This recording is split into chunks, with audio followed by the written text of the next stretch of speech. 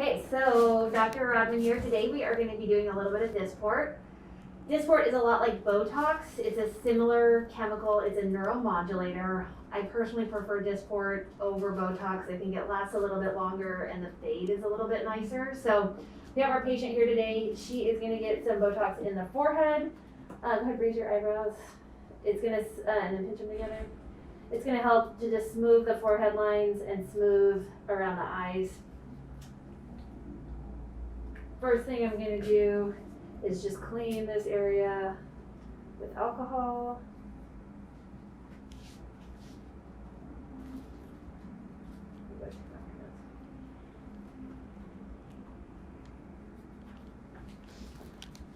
And then I like to mark where the muscles are.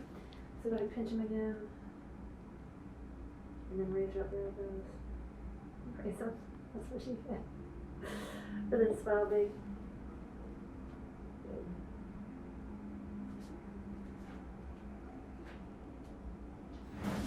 Okay, now, we don't usually numb the skin for Dysport or Botox because the numbing medicine only numbs the skin and the Botox actually has to go in the muscle. So I don't think it really helps that much. Also, Botox, it pinches a little bit. There's a little bit of discomfort. It is not bad. It's totally tolerable. She's not numb at all, and she's going to be honest and tell you guys if it hurts. Which ones do you think are the worst? She's had this before. The ones that are on top. Yeah, I agree. I think for me, these ones hurt, and then the ones like way up here at the hairline tend to be sensitive. The eyes for me are not that bad. No, the eyes are bad. But you're gonna get to watch your reaction here. So first we're gonna go, this is the corrugator muscle.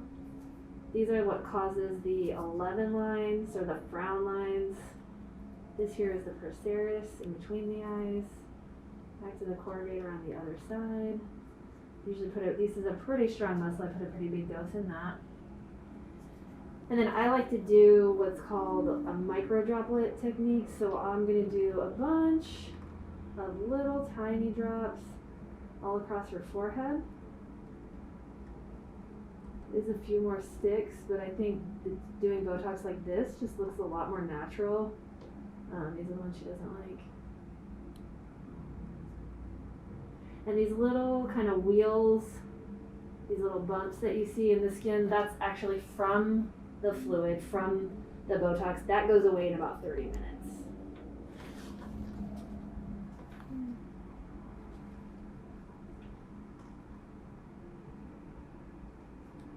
Normally I have a couple drops of blood, possible to get bruising. Now I like to do what's called a chemical brow lift. I'm going to put a little bit under her brow right here. That's going to relax the orbicularis, which closes the eyes, and help give a little bit of lift.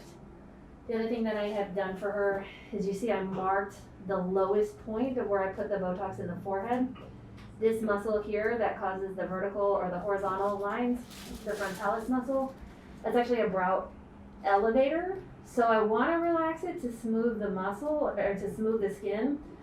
But I don't want to relax it so much that I drop her brow. So it's important to put the Botox pretty high in the forehead to prevent the brow from dropping. You can also give her a little bit of a lift by relaxing this brow depressor over here. So I'm going to put just a drop so that skin kind of tense up. And then I like to put my finger here at the orbital rim just to make sure I'm not getting too close to her eye.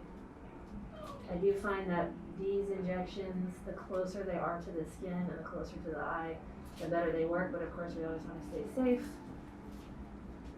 How bad is that hurting?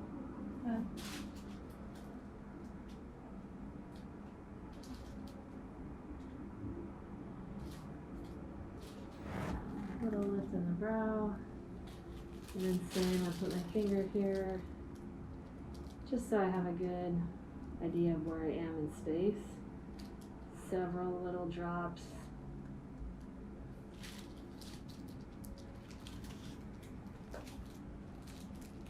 And one more out here because I'm seeing some fine lines there. And that's it. Easy. Please smile again. There we go. put the remainder, and then the talus muscle there, so she has a little bit of puckering. Hit her chin when she smiles. That one hurt. Don't hurt?